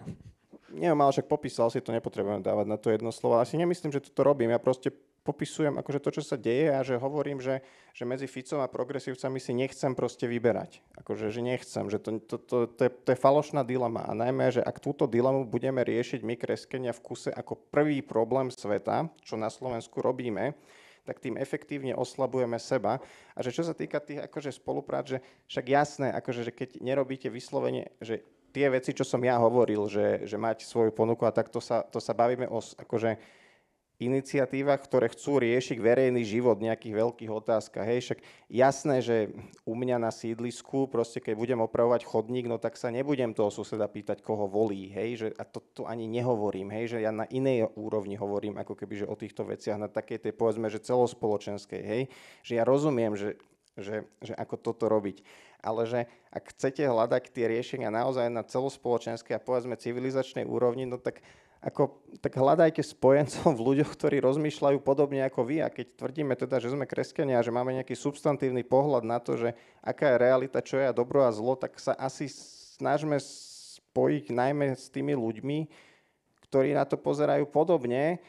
A potom, akože keď príde naozaj na tie veci, že s kým do koalície a tak, no tak si sadneme za stôl aj s tými a kľudne, akože ja nijak nehovorím, že nedá sa ísť za žiadnych podmienok do koalície zo stranou Progresívne Slovensko. Však dá, ale že ja si myslím, že akože nie je to jediná možnosť sveta. Minimálne je asi nemúdre, už len z pragmatického hľadiska. To ma zaujíma, čo na to ty povieš, Ondro. To je moja otázka. Ja si myslím, že by to malo byť veľmi pragmatické, lebo politika má byť pragmatická. Vieš, že minimálne to využiť ako leverage, ako proste páku, presne, ďakujem. Vieš, na tú druhú stranu, aby si vydobil čo najviac pre seba. Že prečo máme tú potrebu ako keby zostávať takým malý v tom, že okamžite sa podkladať. Hej, vy ste to tu viackrát povedali, aj teda Šimon, ty si hovoril, že ako tí druhí podrazili KDH-kov, aj tak, že aj teda tu odznievalo, že my sme tí, čo ustupujeme, my sme tí, čo sa stále vzdávame. Mám jedného kamaráta, ktorý je dosť LGBT aktivista, na mnohých veciach sa úžasne nezhodneme, aj teda posledný piatok ma extrémne naštval tým, čo hovoril na proteste a tak ďalej, hej, ale teda napríklad pri tých bezdomovcoch sa zhodneme. A on toto vidí úplne rovnako ako vy, len z opačnej strany. Že oni sú vždy tí, ktorí sa musia vzdať. Oni sú vždy tí, čo sú len tá kultúrno-etická otázka, ktorá musí ísť nabok, aby mohla vzniknúť nejaká neficúvská vláda a tak ďalej. To je ako, keď v manželstve proste, že majú sa manželia stretnúť niekde na pol ceste a chlap má pocit, že veď, ale už sme na 3/4 cesty pri nej a žena má ten istý pocit. Že v podstate medzi nami je 1,5 cesty. Tak nejak to vychádza. Až manželstvo je to teda. No, to je len akože príklad. Nie je to manželstvo, ale proste, že ten pocit, ten subjektívny pocit ľudí, ktorí dlhodobo riešia nejakú tému a sú nevypočutí a nedáva sa to zmeniť. Podľa mňa úplne rovnaký pocit môžu mať nejakí ochranári, aj tu na neviem, možno pán Saniga, ktorý je tu pedagógom na univerzite a podobne, že proste každá zaujímavá skupina, ktorá sa snaží niečo riešiť a zastávať nejaké hodnoty a dlhodobo je nevypočutá, má podľa mňa podobný pocit. Takže v tomto by som len trošku akože nadhľadu. Dobre, poďme ďalej. Poprosím aj admina, aby dával preč už otázky, ktoré sme zodpovedali, aby sme v tom mali poriadok. Šimon, vysvetlíš prosím ťa pojmy progresívec liberál, že vraj v článku si ich používal bez vysvetlenia a ako nadávka. Alebo ináč, hej. Nie ako nadávka, ale že neboli vysvetlené. Ako ich Fico nepoužívame ako nadávka, používame ako deskriptívum. Tak ako o Ficovi hovorím o postkomunistovi, proste je to deskriptívum. A používam tieto slova, pretože tí ľudia sa tak sami označujú, na rozdiel od nálepiek typu Katolíban a podobne. Hej? Čiže to je ten rozdiel medzi mnou a povedzme akože tým, čo počúvam inde. A aby som im vysvetlil, tak na Slovensku progresivizmus a liberalizmus de facto splynuli a pre túto debatu ich asi nebudem rozlišovať, hoci by sa to dalo a má to význam v takomto celozápadnom kontexte. Pozrite si videa z konferencie ARC, keď chcete toto rozlíšenie. Pre túto potrebu tým rozumiem de facto spojenie postmodernistickej a neomarxistickej filozofie a pohľadu na človeka z nich vyplývajúceho. Ten pohľad sám sebe si odporuje. To je v tom paradoxné, ale je to tak proste. Nejakého dôvodu sa to tak deje. Neomarxizmus preto, že veľmi zakladá na teórii triedneho boja, hoci to explicitne nepomenúva, ale keď napríklad pán Štefunko, zakladateľ Progresívneho Slovenska, sa tak raz pekne preriekol, tak sme to tak mohli vidieť. On povedal, že menšiny, tým myslel akože sexuálne, rasové podobne, sú proletariát dneška. Hej? To znamená, že podľa nich je svet rozdelený na nejaké skupiny, sú tu utláčakeli a utláčaní a to sa dá zistiť podľa externých charakteristík. automaticky. To znamená, že ak si kresťan, heterosexuál a biely, tak si privilegovaný a utláčaš ostatným a robíš im zle. A ak, čo ja viem, pociťuješ náklonnosť k rovnakému pohľaviu, tak si automaticky ten utláčaný. Hej, toto je toto. Postmodernizmus je odmietnutie konceptu objektívnej pravdy a redukcia debát len na to, že ja si to tak myslím, ty si to tak myslíš, neexistuje objektivita, na konci existuje iba moc. To znamená, my musíme zápasiť o moc a presadí sa ten, ktorý bude silnejší. To je akože veľmi zrýchlika, krátka analýza, ale aby som to mal vysvetliť, že naozaj poriadne, že za pol hodinu by som to vedel dať, hej, ale že nemáme toľko času, sorry. Toto je taký, že úvod. Ďakujem. Ja som zabudol na jednu dôležitú vec, že my vieme dať otázky aj z publika naživo, že keby niekto mal chuť sa takýmto spôsobom oveľa osobnejším zapojiť, aj tam vzadu, že vieme doniesť mikrofón, dobre? Zatiaľ ideme ďalej zo slajda. Ja by som len k tomuto, že teda progresivizmus, liberalizmus, na tej ARC konferencii odznela jedna vec, zabudol som aj na toho človeka, čo to hovoril, ale on tak podľa mňa veľmi dobre tú konzervatívnu stranu definoval, že on to tak rozdelil, že je antiprogresivizmus a prokonzervatívna časť. Že mne to tak sedí, že v podstate ten antiprogresivizmus mi tak pripadá, že viac menej na Trumpa, ale do veľkej miery aj na veľkú časť toho, čo robí Fico, alebo ten spôsob, ten mostík, ako sa vie akože Fico prihlásiť ku kresťanským hodnotám a tak nejak, že samo sebe nič nevytvára, len je proste proti ním, proti tým druhým a už to máme tak zvedomené, aj tí študovanejší, aj tí neštudovanejší, že to sú tí naši najväčší nepriatelia, naši najväčší odporcovia a tak ďalej, hej. Čo akože, hej, aj povedali sme si tu veci, kde na to treba myslieť určite, že máme tam vážne rozdiely, ale na druhej strane mali by sme stále byť tí, čo proste budú tvoriť a budú veci posudzovať na základe našich hodnôt a podľa mňa akože na základe komplexných našich hodnôt, nielen tých, ktoré nám vygeneruje kultúrna vojna a algoritmy sociálnych sietí, lebo sú najpolarizujúcejšie. A v tom ináč súhlasím, čo si tam v tom článku teda povedal, že potrebujeme ponúknuť niečo konkrétne. A to, čo sa mi teda tam nepáčilo, že tam tá stredná časť bola taká, že taký ten antiliberalizmus, že nie je veľmi produktívny a tak mi to pripadalo, ako, že my historici teda máme takú metodologickú chybu definovanú, keď je intencionalizmus, že je prvotný zámer a fakty sa vyberajú na základe toho, aby do toho sedeli, aj sa tak interpretujú.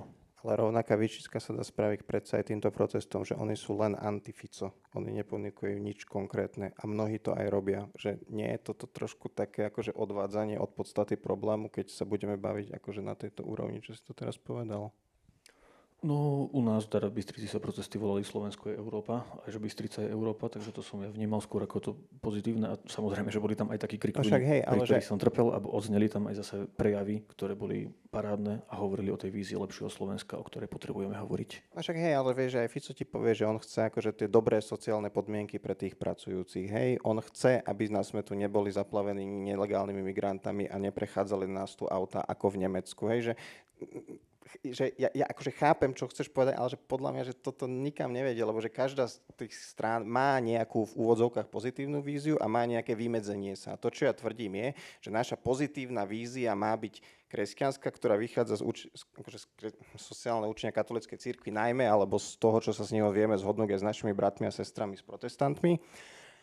A to vymedzenie sa musí byť aj voči postkomunizmu, aj voči progresivizmu. Že podľa mňa tam sú obe tie zložky a že to akože to tak je v tom verejnom živote, že ty akože máš nejakú pozitívnu víziu a to nutne znamená, že sa voči niečomu musíš vymedziť.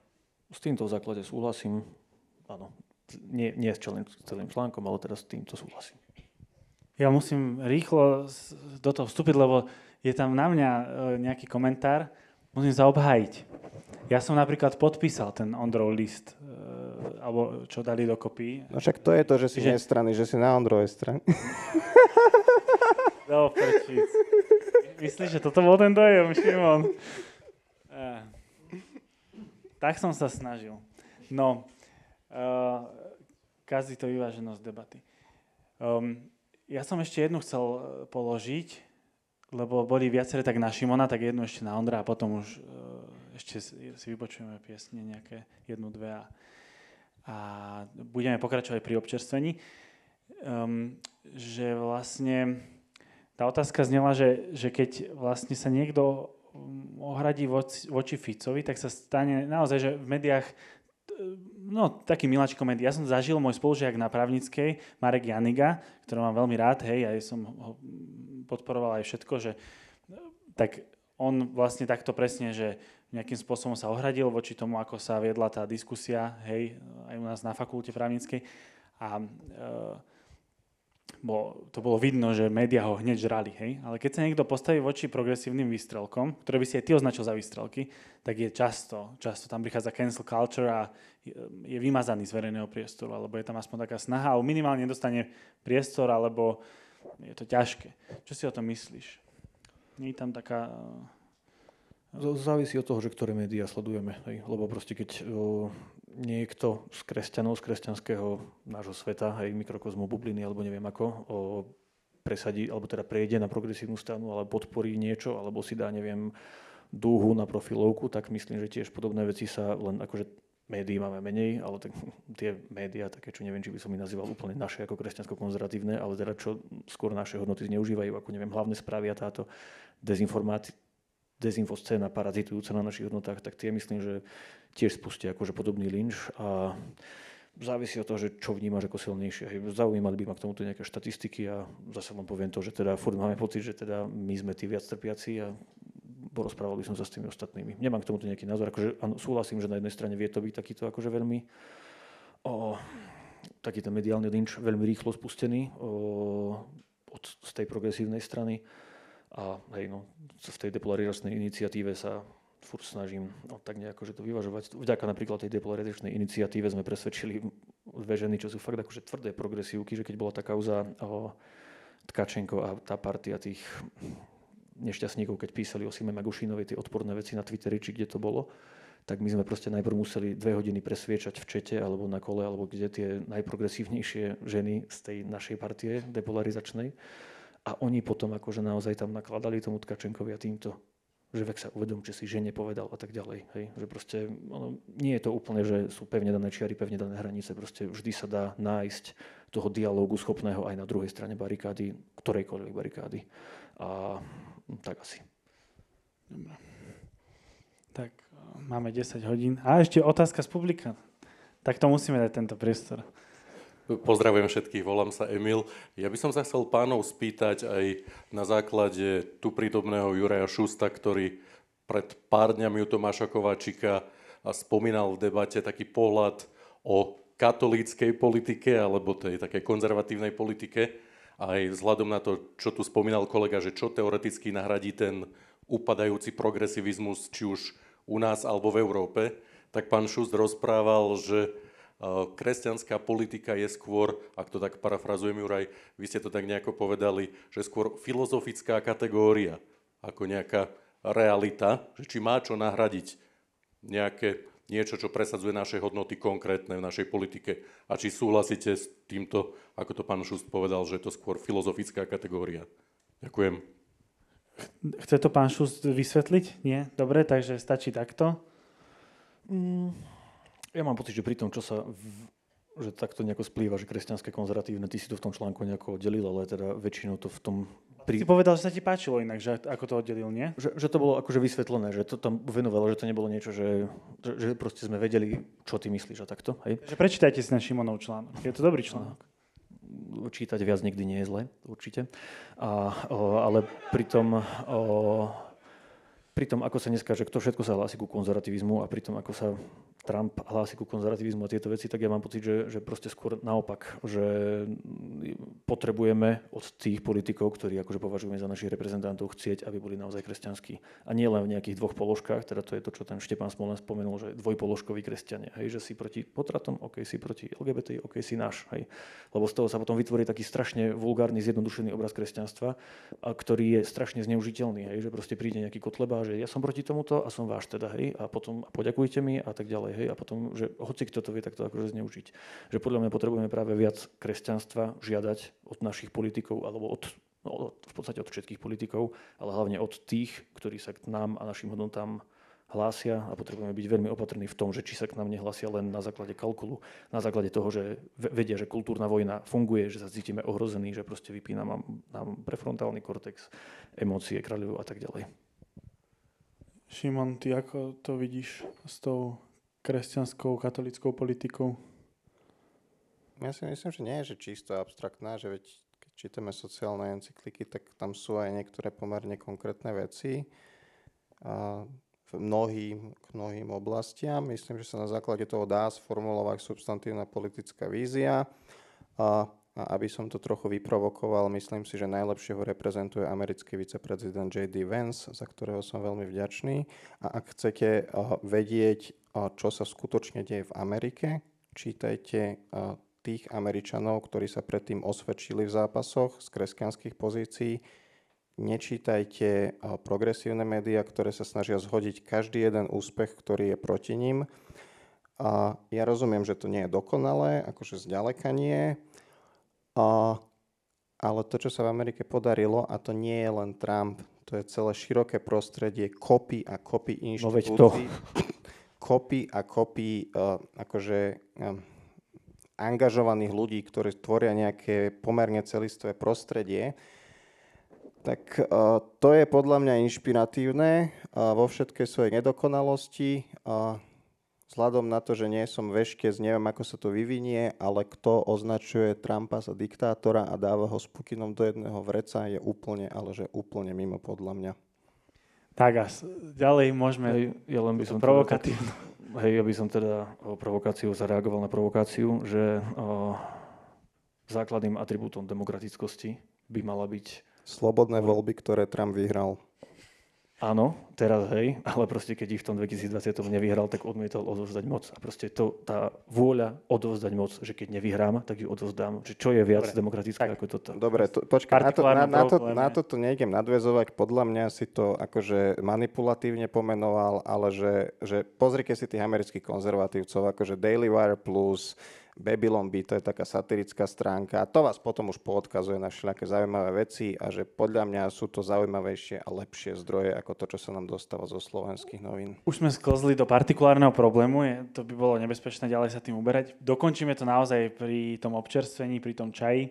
Ja vám ďakujem, páni, že ste prijali pozvanie, že sme naozaj slobodne, otvorene mohli diskutovať.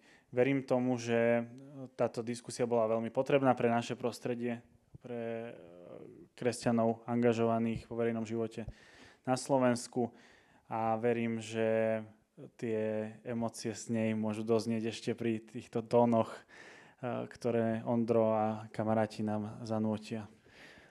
Ďakujem za pozvanie. Takže Šimon Sadovský a Ondro Druga. Ďakujeme. A ďakujem teda Ondrovi za kultúrnu diskusiu. Je to cenné. I ja ďakujem Šimonovi za kultúrnu diskusiu, lebo je to veľmi cenné.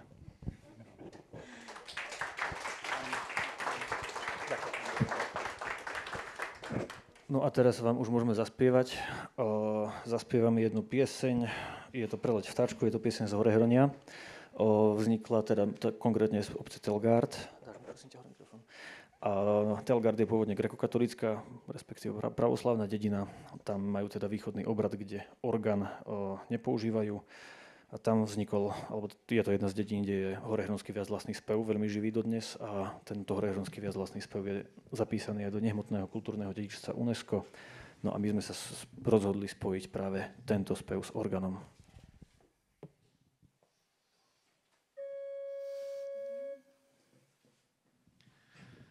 Preleť vtáčku, preleť kocí vták, pozdrav moju milú na 100-krát.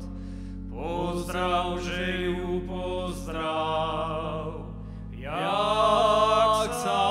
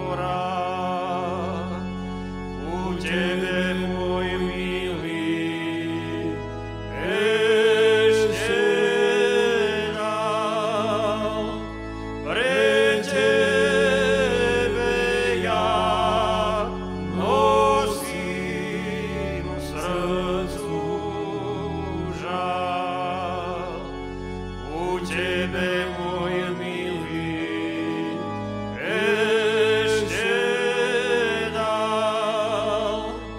Pre tebe ja nosím v srdcu žal. Ani som ťa spoznať nemal. Šťastlivá byť u vami máva, ale ja šťastlivá nebudem, kým ja na tom svete žiť budem. Ale ja šťastlivá nebudem, kým ja na tom svete žiť budem.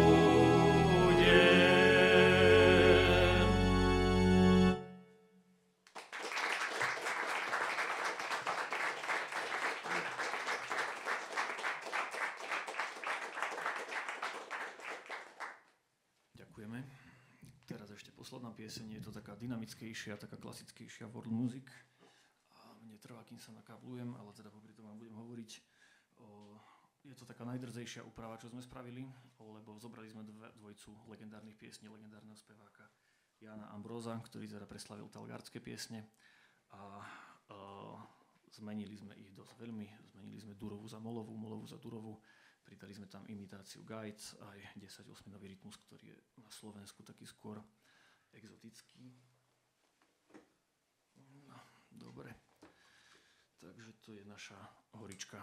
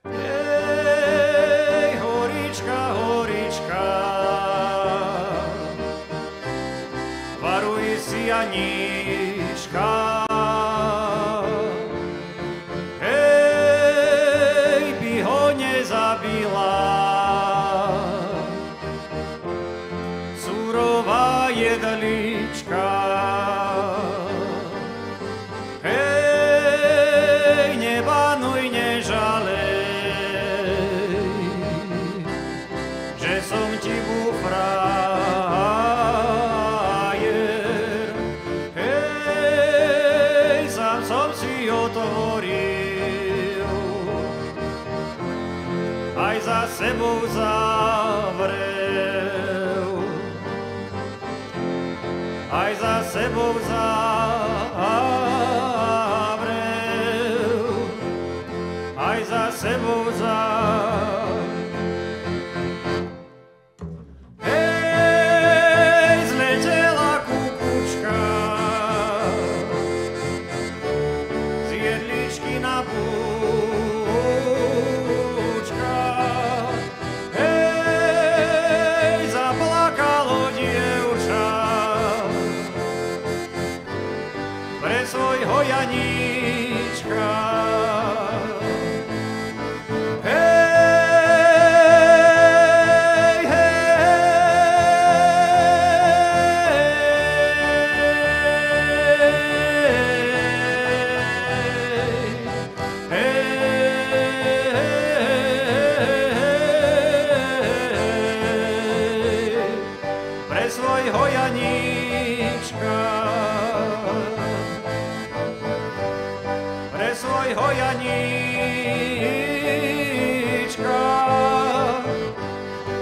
Svojho Janíčka.